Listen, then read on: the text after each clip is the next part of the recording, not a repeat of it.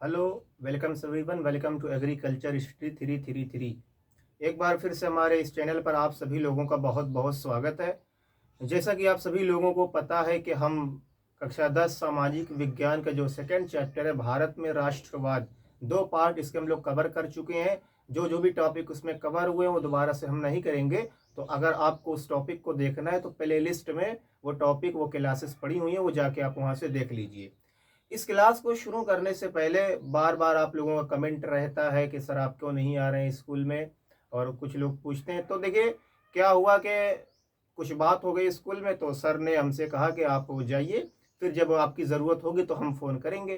तो अभी तक ना उनका फ़ोन आया, ना हम दोबारा स्कूल में आए। ठीक है, तो जिस दिन उनका फ़ोन आएगा, जिस दिन वो बुलाएंगे उस दिन आ जाएंगे। फिलहाल हम दूसरे स्कूल में पढ़ाने लगे हैं, तब तक वहीं पढ़ाएंगे जब तक कि उनका कॉल नहीं आता, उनका फ़ोन नहीं आता। ठीक है, आप लोग जाके रिक्वेस्ट कीजिए, अगर उनको ज़रूरत हमारी होगी तो हम बुलाएंगे, तो हम आ जाएंगे। ठीक है, तो कल का जो हमारा टॉपिक था वो हम असहयोग आंदोलन तक पढ़ चुके थे। असहयोग आंदोलन महात्मा गांधी ने वर्ष 1921 ईस्वी में चलाया था। असहयोग आंदोलन महात्मा गांधी ने वर्ष 1921 ईस्वी में चलाया था।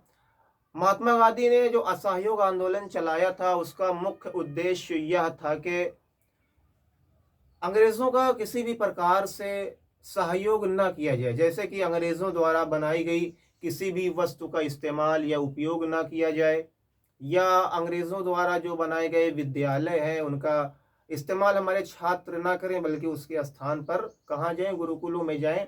या जो हमारे देश के सरकारी वकील हैं वो भी जो है वो अदालतों में वकालत करने ना जाएं। हमारे देश के जो महापुरुष हैं, अंग्रेजों ने जो उनको उपाधियां प्रदान की हैं, वो अपनी उपाधियों को वापस कर दें, यानी कि अपनी उपाधियों को छोड़ दें। यहाँ तक हमने पढ़ा था, और फिर ये भी बताया था कि असहयोग आंदोलन का बहुत अच्छा प्रभाव लोगों में देखने को मिला था। लोगों ने क्या किया कि अंग्रेजों द्वारा बनाई गई वस्तुओं का इस्तेमाल करना छोड़ दिया, उसके स्थान पर जो हमारे देश में वस्तुएं बनाई जाती थी उसका इस्तेमाल करना शुरू कर दिया था। साथ ही साथ में जो हमारे देश के विद्यार्थी थे उन्होंने स्कूल कॉलेजों, जो सरकारी गवर्नमेंट कॉलेज थे उसमें जाना बंद कर दिया। जो हमारे देश के सरकारी वकील थे उन्होंने अदालतों में जाना बंद कर दिया। लेकिन धीरे धीरे ये आंदोलन हल्का पड़ने लगा था। क्यों? क्योंकि हमारे देश में जो सामान बनाए जाते थे, हमारे देश की जो वस्तुएं होती थी, उसकी जो गुणवत्ता, उसकी जो क्वालिटी होती थी, वो अंग्रेजों द्वारा बनाए गए सामान की अपेक्षा कम होती थी। अंग्रेजों द्वारा जो सामान वस्तुएं बनाई जाती थी उसकी गुणवत्ता काफ़ी अच्छी होती थी। उसकी गुणवत्ता काफ़ी अच्छी होने के कारण लोगों ने फिर से क्या किया, अंग्रेजों द्वारा बनाए गए सामान का इस्तेमाल शुरू कर दिया। और फिर स्टूडेंट्स ने दोबारा से सरकारी स्कूल कॉलेजों में जाना शुरू कर दिया, क्योंकि उस लेवल की शिक्षा जो है वो गुरुकुलों में नहीं मिल पा रही थी। जो सरकारी वकील थे वो घर पर कब तक बैठे रहे, क्योंकि उनका भी परिवार, उन्हें भी घर का खर्चा चलाना है। तो उन्होंने भी क्या किया, दोबारा से जो है वो अदालतों में जाना प्रारंभ कर दिया। इतना टॉपिक हम लोगों ने डिटेल में कवर किया था पिछली क्लास में, जो भारत में राष्ट्रवाद पार्ट 2 था। ठीक है, अगर आप लोगों ने नहीं देखा है तो उसको प्ले लिस्ट में जाके देख लीजिएगा, वीडियो पड़ी हुई है। आज का जो हमारा टॉपिक है कि महात्मा गांधी ने असहयोग आंदोलन को वापस ले लिया था। महात्मा गांधी ने आखिर क्यों, यह आंदोलन इतना सही चल रहा था, लोग इसका साथ दे रहे थे, असहयोग आंदोलन का जो महात्मा गांधी ने चलाया था, तो महात्मा गांधी ने आखिर क्यों जो है असहयोग आंदोलन को वापस लेने का फैसला ले लिया। देखिए क्या हुआ कि वर्ष 1921 ईस्वी में महात्मा गांधी ने असहयोग आंदोलन चलाया था। इसके एक साल बाद यानी कि वर्ष 1922 ईस्वी में एक घटना घटी जिससे महात्मा गांधी काफी ज्यादा नाराज हुए थे। आप लोगों को ये बात ध्यान में रखनी है कि महात्मा गांधी जो थे वो अहिंसावादी थे। अहिंसावादी का मतलब ये हिंसा नहीं चाहते थे, ये अहिंसा परमो धर्मा के मार्ग पर चलते थे। ये किसी भी प्रकार की लड़ाई झगड़ा मारपीट नहीं चाहते थे महात्मा गांधी। महात्मा गांधी देश को जो है वो बिल्कुल अहिंसा के मार्ग पर चलकर बिना किसी लड़ाई झगड़े के देश को आजाद करवाना चाहते थे। ठीक है, इसीलिए महात्मा गांधी को कहा जाता है कि महात्मा गांधी अहिंसा के पुजारी थे।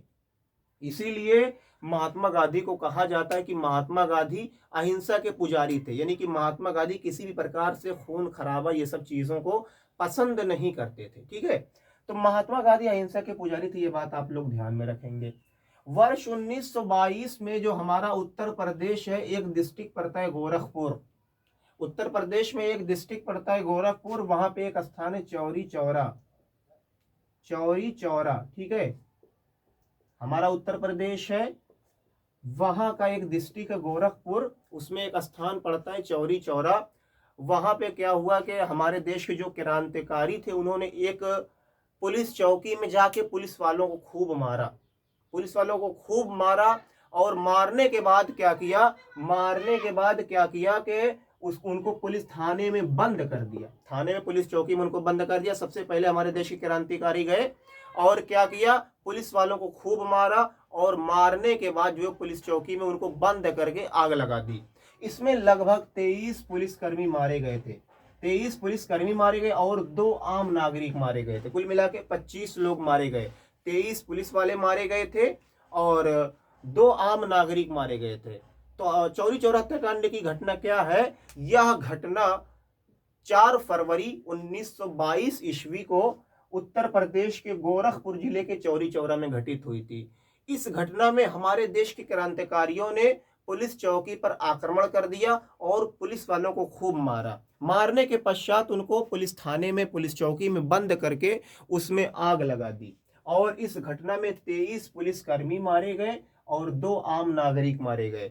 इसी घटना से नाराज होकर महात्मा गांधी ने असहयोग आंदोलन को वापस लेने का फैसला किया, क्योंकि महात्मा गांधी चाहते थे देश को अहिंसा के मार्ग पर चलकर देश को आजाद कराना है, ठीक है। लेकिन यहाँ पे हमारे देश के क्रांतिकारियों ने हिंसा का पाठ लोगों को पढ़ाया, हिंसा की भावना लोगों में उत्पन्न होने लगी। इस घटना से नाराज होकर महात्मा गांधी ने असहयोग आंदोलन को वापस लेने का फैसला कर लिया, ठीक है। तो प्रश्न पूछा जाता है एग्जाम में कि वह कौन सी घटना थी जिससे नाराज होकर, जिससे गुस्सा होकर महात्मा गांधी ने असहयोग आंदोलन को वापस लेने का फैसला किया। तो चौरी चौरा हत्याकांड की घटना के कारण महात्मा गांधी ने असहयोग आंदोलन को वापस लेने का फैसला किया।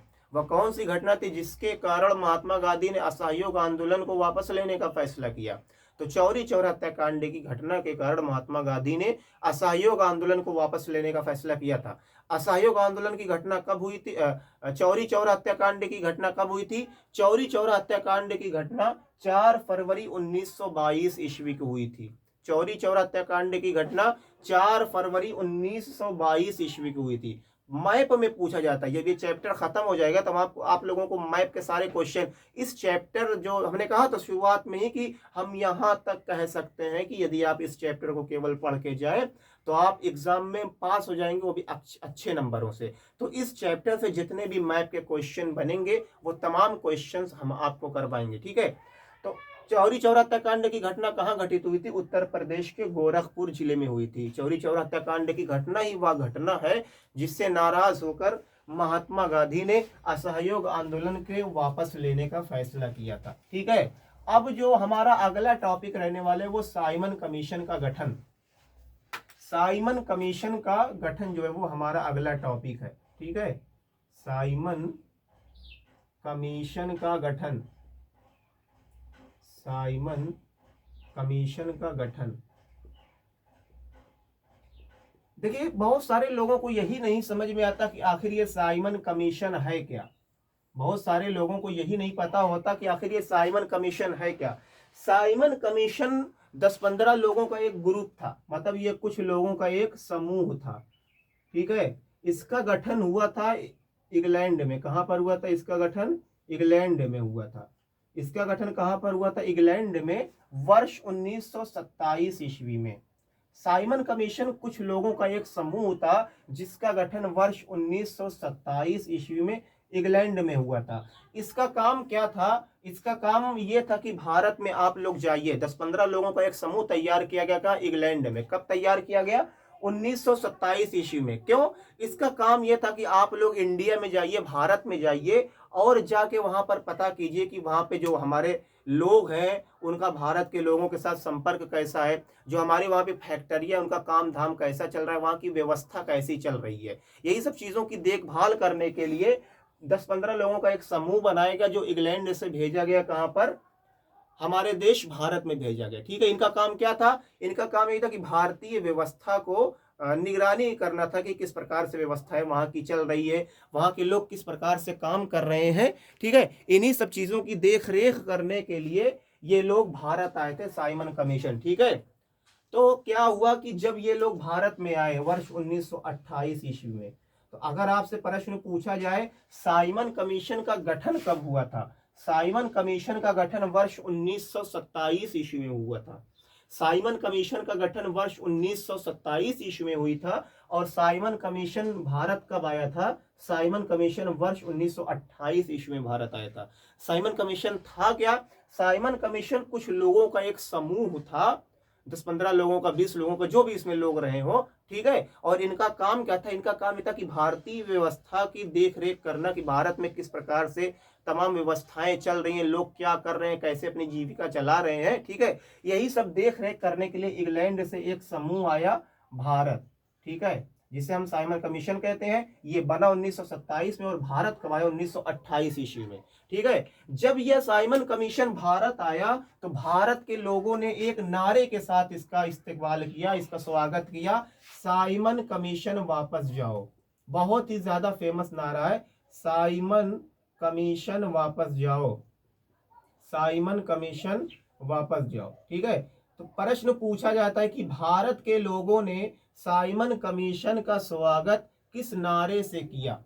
तो भारत के लोगों ने साइमन कमीशन का स्वागत साइमन कमीशन वापस जाओ नारे से किया था। Simon commission is go back, Simon commission go back नारे से इसका स्वागत किया गया भारत में। जब भारत में वर्ष 1928 ईस्वी में साइमन कमीशन भारत आया तो इसका स्वागत साइमन कमीशन वापस जाओ इस नारे से किया गया। क्यों आखिर इसका इस नारे से स्वागत किया गया, क्योंकि ये जो 10-15 लोगों का समूह था इसमें कोई भी भारतीय शामिल नहीं था। ठीक है, सारे लोग इसमें कौन से थे, अंग्रेज थे।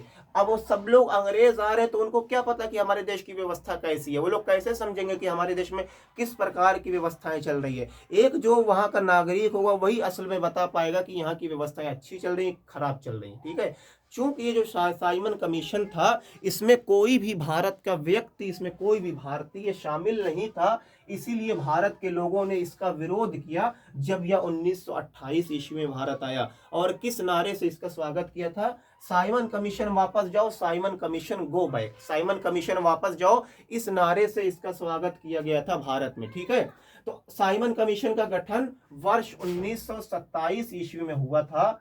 कहाँ हुआ था, इंग्लैंड में। यह 10-15 लोगों का एक समूह था जिसका काम यह था कि आप भारत के लोगों के निगरानी कीजिए, वहां की व्यवस्था की जानकारी हासिल कीजिए। जब यह भारत में वर्ष 1928 ईस्वी में आया तो भारतीय नेताओं ने, भारत के लोगों ने इसका स्वागत साइमन कमीशन वापस जाओ, साइमन कमीशन गो बैक नारे से इसका स्वागत किया था। क्यों, क्योंकि इस दल में कोई भी भारतीय शामिल नहीं था। इस ये जो आयोग था इसमें कोई भी भारतीय शामिल नहीं था, इसलिए भारत के लोगों ने साइमन कमीशन का विरोध किया था। ठीक है, तो आज हम लोगों ने 2 टॉपिक पढ़ा। अब तीसरा टॉपिक जो हमारा होने वाला है वो है पूर्ण स्वराज्य की मांग। पूर्ण स्वराज्य की मांग। देखिए, अभी तक जो तमाम आंदोलन चलाए गए थे उसमें देश के कुछ कुछ हिस्से मांगे जा रहे थे। ठीक है, लेकिन अगला जो हमारा टॉपिक है पूर्ण स्वराज की मांग, यानी कि इसमें पूरे देश की मांग की गई कि अंग्रेजों आप हमारा पूरा देश छोड़ के जाइए। पूर्ण स्वराज की मांग। ठीक है, अंग्रेजों आप हमारा पूरा देश छोड़ कर जाइए, हमारा पूरा देश हमें वापस चाहिए, हमारा पूरा देश हमें वापस चाहिए। पूर्ण स्वराज की मांग जिसे कहा जाता है, तो इस यह पूर्ण स्वराज्य की मांग। ठीक है, तो कांग्रेस का एक अधिवेशन हुआ था। कांग्रेस पार्टी जो थी उसका, एक बात आप लोग याद रखेंगे, प्रश्न पूछा जाता है कांग्रेस की स्थापना कब हुई थी।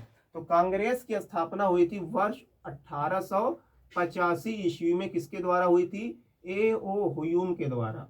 ए ओ हुयूम के द्वारा, ए.ओ. हुयूम के द्वारा कांग्रेस की स्थापना कब हुई थी, सन 1885 ईस्वी में कांग्रेस की स्थापना हुई थी ए.ओ. हुयूम के द्वारा। ठीक है, तो वर्ष 1929 ईस्वी में, दिसंबर वर्ष 1929 ईस्वी में कांग्रेस का एक अधिवेशन हुआ था। अधिवेशन का मतलब आप यूं समझ सकते हैं कि मीटिंग हुई थी। ठीक है, वर्ष 1919 ईस्वी में कांग्रेस की एक मीटिंग हुई। कहां पर हुई थी, लाहौर में हुई थी। कहां पर हुई थी, लाहौर में हुई थी। लाहौर जो कि अब पाकिस्तान का हिस्सा है। चूंकि यह मीटिंग कब हुई थी? वर्ष 1929 में। भाई पाकिस्तान तो 1947 में बना है ना। जब यह मीटिंग लाहौर में हुई थी उस समय लाहौर भारत का ही हिस्सा हुआ करता था। ठीक है। तो कांग्रेस का एक अधिवेशन हुआ दिसंबर 1929 में। कहां पर हुआ था? लाहौर में, जिसकी अध्यक्षता की थी पंडित जवाहरलाल नेहरू ने। जिसकी अध्यक्षता किसने की थी? पंडित जवाहरलाल नेहरू जो है वो इसके अध्यक्ष बने थे। ठीक है। पंडित जवाहरलाल नेहरू ने अध्यक्षता की थी। ठीक है। तो कांग्रेस का अधिवेशन हुआ दिसंबर वर्ष 1929 ईस्वी में लाहौर में, जिसकी अध्यक्षता की थी पंडित जवाहरलाल नेहरू ने। किसने अध्यक्षता की थी? पंडित जवाहरलाल नेहरू ने इसकी अध्यक्षता की थी। और इसमें यह कहा गया कि पूर्ण स्वराज्य की मांग की गई। किसकी मांग की गई? पूर्ण स्वराज्य की मांग की गई। तो प्रश्न पूछा जाता है कांग्रेस के कौन से अधिवेशन में पूर्ण स्वराज की मांग की गई? तो लाहौर अधिवेशन में पूर्ण स्वराज की मांग की गई थी। लाहौर अधिवेशन में पूर्ण स्वराज की मांग की गई थी। दिसंबर 1929 में यह अधिवेशन हुआ था, जिसकी अध्यक्षता पंडित जवाहरलाल नेहरू ने की थी। जिसकी अध्यक्षता पंडित जवाहरलाल नेहरू ने की थी। यह जो अधिवेशन हुआ था इसमें यह तय किया गया कि आने वाली 26 जनवरी 1930 ईस्वी को, आने वाली 26 जनवरी 1930 ईस्वी यानी कि एक महीने बाद, दिसंबर 1929 में यह अधिवेशन हुआ। दिसंबर के बाद आ जाएगा जनवरी 1930 आएगी। तो आने वाली जो 26 जनवरी 1930 है उस दिन हम लोग स्वतंत्रता दिवस मनाएंगे। यानी कि यहाँ पर तय किया गया था कि आने वाली 26 जनवरी को हम लोग क्या मनाएंगे? स्वतंत्रता दिवस मनाएंगे। ठीक है। तो कांग्रेस के प्रश्न पूछा जाता है कि लाहौर अधिवेशन में, कांग्रेस के लाहौर अधिवेशन में किस दिन तय किया गया कि हम लोग स्वतंत्रता दिवस मनाएंगे? तो कांग्रेस का जो लाहौर अधिवेशन था उसमें 26 जनवरी 1930 को यह सुनिश्चित किया गया कि आने वाली 26 जनवरी को हम लोग स्वतंत्रता दिवस मनाएंगे। हम लोग स्वतंत्रता दिवस मनाएंगे। ठीक है। तो पूर्ण स्वराज्य की मांग क्या थी? पूर्ण स्वराज्य की मांग में आप लोग लिखेंगे कांग्रेस का अधिवेशन 1930 ईस्वी में लाहौर में हुआ था।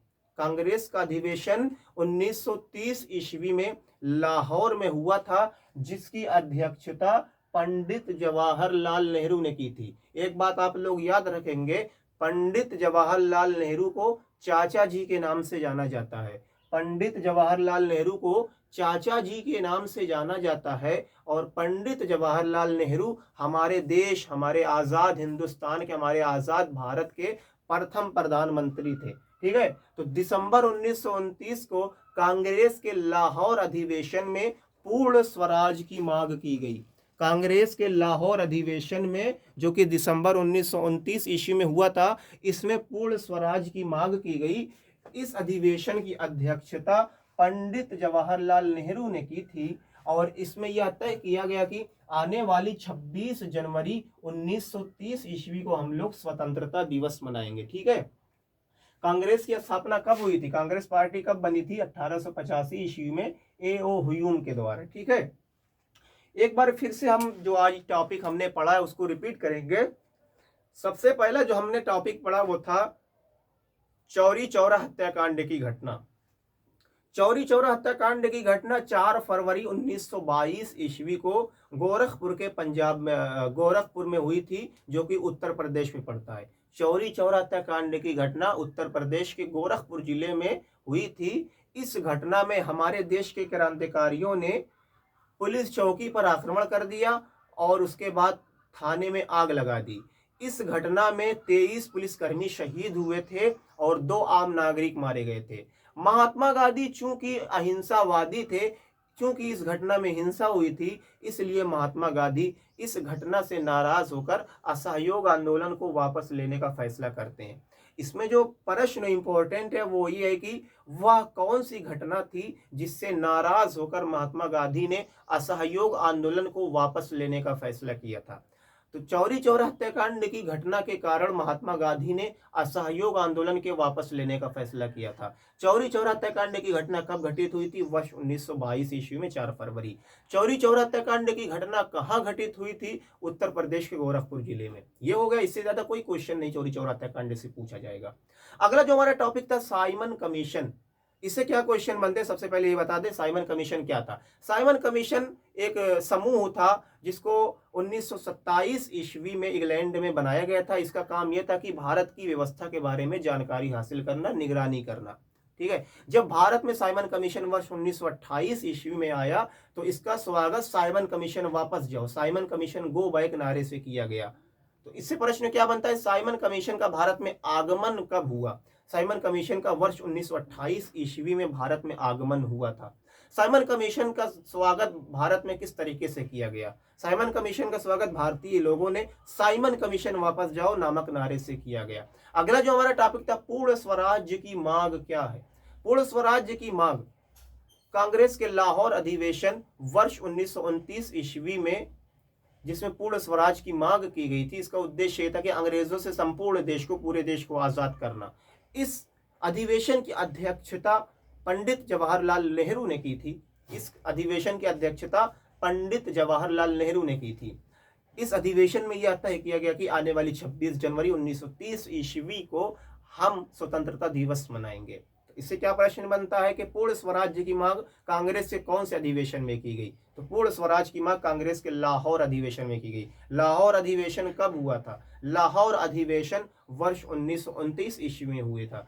कांग्रेस के लाहौर अधिवेशन में किस तिथि को स्वतंत्रता दिवस के रूप में माना गया? 26 जनवरी 1930 ईस्वी को।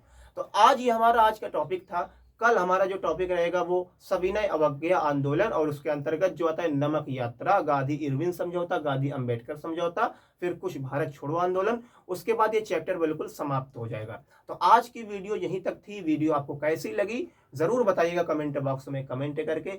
फिर मिलेंगे आपसे कल। जय जवान जय किसान।